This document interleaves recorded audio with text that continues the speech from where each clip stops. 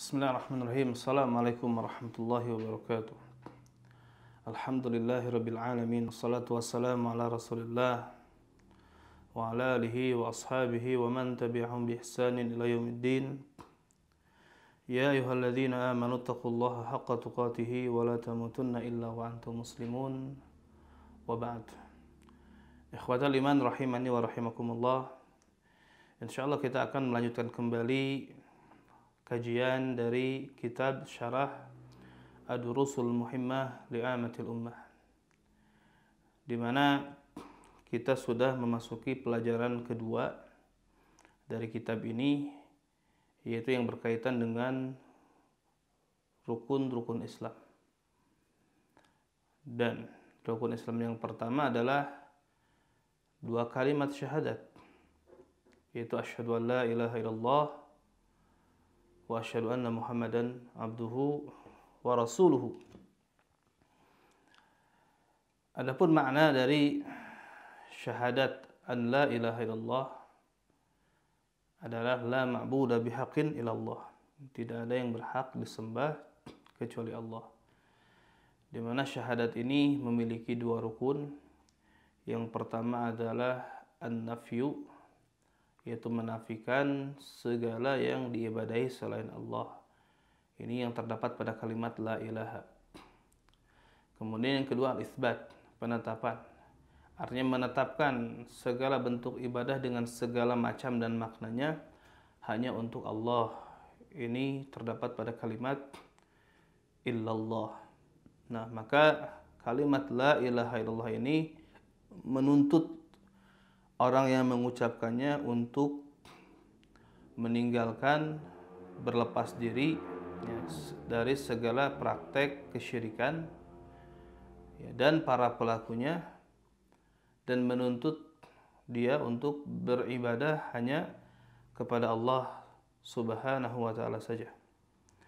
Nah, kemudian kalimat ini memiliki syarat-syarat, sebagaimana dalam kitab Ad-Durusul Muhimmah Li'amatil Ummah, Syekh bin Baz rahimahullahu ta'ala mengatakan atau menjelaskan, wa amma syurutu la ilaha illallah fahiya al-ilmu al-munafi lil jahli. Adapun syarat-syarat la ilaha illallah, dia adalah pertama yaitu ilmu yang menafikan kejahilan atau kebodohan. Wal yaqinu al-munafi lisyak. Kemudian yang kedua yaitu yakin yang menafikan atau menghilangkan keraguan-raguan. Ketiga, al-ikhlasu al-munafi lisyirk. Ikhlas yang menafikan syirik atau penyekutuan. Keempat, as-sidqu al-munafi lil-kadzib. As-sidqu atau jujur yang menafikan kebohongan. Yang kelima, al-mahabbatu al-munafi lil-bughd. Al-mahabbah itu cinta yang menghilangkan atau menafikan kebencian. Keenam, al-inqiyad al-munafi litarq, yaitu inqiyad, ketundukan dan kepatuhan yang menafikan sikap tarak atau sikap meninggalkan ajaran agama. Kemudian yang selanjutnya al-qabul al-munafi lirad, yaitu menerima, yang menafikan sikap penolakan. Dan yang terakhir, yang kedelapan, wal kufru bima yu'badu min dunillah, yaitu mengingkari segala yang diibadahi selain Allah. Wa qad jumi'at fil baitainil ataini. Wa qad jumi'at fil baitaini al-atiyaini. Nah, maka syarat-syarat la ilaha illallah ini dihimpun dalam dua bait syair sebagai berikut, yaitu apa? Ilmun yaqinun wa ikhlasun wa sidquka ma mahabbatin wanqiyadin wal qabuli laha wa zida thaminuhal kufranu minka bima siwal ilahi minal asya qad ulliha. Nah, kemudian arti dari syair tadi, ilmu, yakin, ikhlas, dan kejujuranmu disertai kecintaan, ketundukan dan penerimaan terhadapnya. Dan yang kedelapan, sebagai tambahannya itu apa? Mengingkari atau pengingkaran darimu kepada selain Allah di antara perkara-perkara yang telah dipertuhankan. Berkata Syekh Abdul Razak hafizahullah taala yang menjelaskan apa yang dipaparkan oleh Syekh Ibnu Baz rahimahullahu taala, ya. Berkata Syekh bin Baz rahimahullah, wa amma syurutu la ilaha illallah fahiya. Adapun syarat la ilaha illallah maka dia adalah, ya, dan sebagaimana yang disebutkan tadi oleh Syekh bin Baz yang berjumlah 8 syarat, ya. Apabila seseorang bertanya dari mana antum atau dari mana kamu, ya, mendatangkan syarat-syarat tersebut, maka jawabannya tentu dari sumber di mana diambil daripadanya syarat-syarat salat, syarat-syarat haji dan yang lainnya di antara ibadah. Sebagaimana salat memiliki syarat-syarat dan tidak diterima kecuali dengan syarat-syarat tersebut. Haji juga memiliki syarat-syarat dan tidak diterima kecuali dengan syarat-syarat tersebut. Demikian juga zakat memiliki syarat-syarat dan tidak diterima kecuali dengan syarat-syarat tersebut. Dan yang lainnya di antara ketaatan-ketaatan tidak akan diterima kecuali kalau terpenuhi syarat-syaratnya. Demikian juga la ilaha illallah tidak diterima dari yang mengucapkannya kecuali kalau terpenuhi syarat-syaratnya, yaitu syarat-syarat tersebut diketahui dengan istilahnya al-istiqra wa tatabbu li kalamillahi azza wajal wa kalami rasulih salawatullah wassalamuhu wa barakatuh alaih. Jadi diketahui dengan apa? Mentelaah, meneliti, ya, kalam Allah azza wajal dan kalam Rasulnya salawatullah wassalamuhu wa barakatuh alaih. Jadi Wahab bin Munabbih pernah ditanya, ya, Wahab bin Munabbih rahimahullah, alaisa la ilaha illallah miftahul jannah? Bukankah la ilaha illallah merupakan miftahul jannah, kunci surga? Qal, dia menjawab, bala, tentu, ya. Akan tetapi, ya, kata beliau, walakin laisa miftahun illa lahu asnan. Akan tetapi tidaklah ada kunci melainkan memiliki gerigi. Fa idza ji'ta bi miftahin lahu asnan futihalak. Kalau kamu datang membawa kunci yang memiliki gerigi, maka pintu terbuka untukmu. Wa illa lam yuftahlak. Maka kalau tidak, maka pintu tidak terbuka. Maka beliau mengisyaratkan dengan kalimat tersebut kepada syarat-syarat, dawabit, ya, batasan-batasan dan ikatan-ikatan bagi kalimat tersebut yang memang terdapat di dalam kitab Allah dan sunnah Nabi-Nya sallallahu alaihi wasallam. Nah, maka apabila, ya, ada orang yang bertanya lagi, sesungguhnya hanya sekedar mengucapkan syahadat la ilaha illallah itu bermanfaat dan sesungguhnya syahadat tersebut diterima walaupun tanpa terpenuhi batasan-batasan dan syarat-syaratnya. Maka kita jawab, berarti maknanya adalah kelaziman dari kalimat tersebut orang-orang munafik, ucapan orang-orang munafik yang sebagaimana Allah Ta'ala jelaskan dalam Al-Quran, idza ja'akal munafiquna qalu nashhadu innaka la rasulullah. Apabila datang kepadamu orang-orang munafik, mereka berkata, sesungguhnya kami bersaksi engkau adalah betul-betul utusan Allah. Berarti bermanfaat. Demikian juga ucapan orang yang bertemu orang-orang beriman dan mengatakan kami beriman, itu pun bermanfaat, ya. Maka tidak ada yang memiliki pandangan seperti itu seorang pun.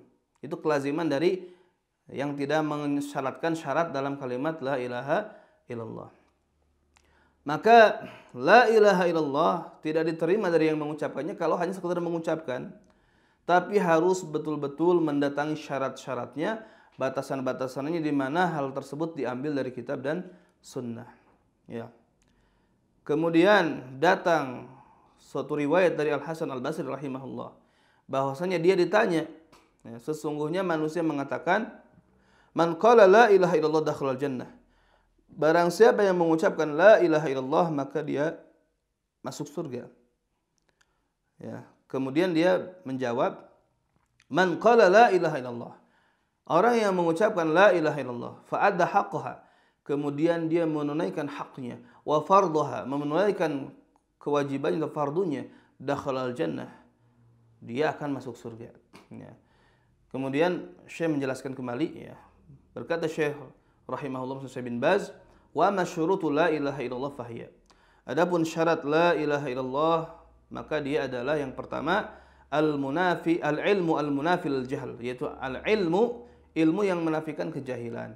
Nah, yang dimaksud ilmu di sini adalah mengilmui, mengetahui maknanya tadi, menafikan dan menetapkan, dan mengetahui hakikat yang ditunjukkan oleh kalimat tersebut berupa mentauhidkan Allah Azza wa Jalla dan menunggalkan Allah Subhanahu wa taala dengan ibadah dan mengikhlaskan ketaatan hanya kepadanya dan kufur atau mengingkari segala yang diibadahi selain Allah.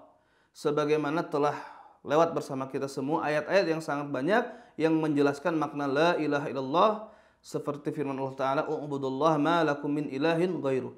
Hendaklah kamu beribadah kepada Allah, tidak ada bagi kalian sesembahan yang lain selain daripadanya. Juga firman-Nya, "Wa'budullaha wa la tusyriku bihi syai'a." Dan beribadahlah dan janganlah kamu menyekutukannya dengan sesuatu apapun. Juga firman-Nya, "Wa ma umiru illa liya'budullaha mukhlishina lahuddin." Dan padahal mereka tidak diperintahkan melainkan supaya mereka beribadah kepada Allah dengan mengikhlaskan ketaatan hanya kepadanya. Dan yang dimaksud dengan al-munafilil jahli, yang menafikan kejahilan, artinya apa? Ilmunya harus ilmu yang sahih, ilmu yang benar. Harus pemahaman yang lurus terhadap kalimat tersebut. Sehingga dengan ilmu tersebut dia keluar dari jalan kebodohan dan orang-orang yang bodoh. Maka apabila orang mengucapkannya tanpa mengetahui maknanya, tanpa mengetahui apa yang ditunjukkan oleh kalimat tersebut, maka itu tidak bermanfaat. Allah Subhanahu wa taala berfirman, "Fa'lam annahu la ilaha illallah wastaghfir li dzanbik walil mu'minin." Ketahuilah bahwasanya tidak ada yang berhak disembah kecuali Allah, dan mohon ampunlah untuk dosamu dan untuk orang-orang beriman laki-laki maupun perempuan. Maka di sini di dalam ayat tersebut fabada bil ilmi idh huwal asas. Allah memulainya dengan ilmu karena ilmu merupakan asas. Allah Subhanahu wa taala berfirman, "Illa man syahida bil haqq wa hum ya'lamun." Kecuali yang bersaksi dengan hak sedangkan mereka mengetahui. Berkata ahli tafsir, illa man syahida bil haqq maksudnya kecuali yang bersaksi dengan hak, artinya apa? Dengan la ilaha illallah wa hum ya'lamun. Nah, sedangkan mereka mengetahui artinya ya'lamuna ma'na ma syahidu bihi. Mengetahui makna apa yang mereka persaksikan. Di dalam Sahih Muslim dari Nabi kita alaihi salatu wassalam, bahwasanya beliau bersabda, "Man mata wa huwa ya'lamu annahu la ilaha illallah dakhalal jannah." Barang siapa yang mati dalam keadaan mengetahui bahwasanya tidak ada yang berhak disembah kecuali Allah, dia akan masuk surga. Fashtaratul ilma. Maka hadis tersebut menunjukkan disyaratkannya ilmu. Nah, kemudian syarat yang kedua, al-yakin al-munafi lisyakki war raib. Yaitu yakin yang menafikan keraguan dan kebimbangan. Nah, dan yakin adalah sempurnanya ilmu dan paripurnanya. Nah, Allah Ta'ala berfirman, Allah Subhanahu wa taala berfirman, "Innamal mu'minuna alladzina amanu billahi wa rasulihi tsumma lam yartabu." Sesungguhnya orang-orang beriman hanyalah orang yang beriman kepada Allah dan Rasulnya kemudian lam yartabu. Kemudian mereka yakin dan tidak ragu-ragu. Ya.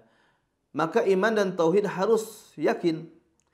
Akidah wal aqidah was-shadiqah as-sahihah. Ya. Jadi iman dan tauhid harus yakin, harus didasarkan akidah yang benar, yang sahih, ya, dan mengikat hati atas hal tersebut. Nah, adapun apabila seseorang ya bimbang, ragu dengan keislamannya, dengan kalimat la ilaha illallah, maka tidak diterima darinya kalimat tersebut. Dalam Sahih Muslim dari hadis Abu Hurairah radhiyallahu anhu dari Nabi kita alaihi salatu wasalam, bahwasanya beliau bersabda, "Asyhadu an la ilaha illallah wa anni rasulullah." Aku bersaksi bahwasanya tidak ada yang berhak disembah kecuali Allah dan aku adalah utusan Allah. La yalqallaha bihima 'abdun ghairu syak fihima ila dakhalal jannah. Tidaklah seorang hamba bertemu dengan Allah nanti dengan membawa dua kalimat tersebut tanpa ragu-ragu tentang kedua kalimat tersebut, melainkan dia akan masuk surga. Maka disyaratkan yakin. Ya, wahwa intifa'u syak, itu ternafikannya, terhilangkannya ragu-ragu. Di dalam hadis yang lain, Nabi alaihi salatu wasallam bersabda, "Man lakita min warai hadzal ha'id yashhadu an la ilaha illallah mustayaqinan biha qalbu, fabashshirhu bil jannah." Barang siapa yang kamu temui di belakang tembok ini, dia bersaksi dengan la ilaha illallah, dengan yakin dengan kalimat tersebut, dengan hatinya, ya dalam hatinya, maka beri kabar gembira kepadanya dengan surga. Maka syahadat tersebut harus tumbuh dari keyakinan hati dari yang mengucapkannya. Tidak boleh ada keraguan dan kebimbangan. Maka apabila terdapat keraguan dan kebimbangan, maka tidak diterima ya darinya walaupun dia mengucapkannya berkali-kali. Ikhwatal iman rahimani wa rahimakumullah. Mungkin itu saja yang bisa disampaikan insyaallah mengenai ya syarat-syarat la ilaha illallah dan penjelasannya. masih berlanjut ya, di mana kita baru mempelajari ya dua syarat. Insyaallah akan dibahas di pertemuan yang akan datang. Subhanakallahumma bihamdik asyhadu an la ilaha illa anta astaghfiruka wa atubu ilaik. Assalamualaikum warahmatullahi wabarakatuh.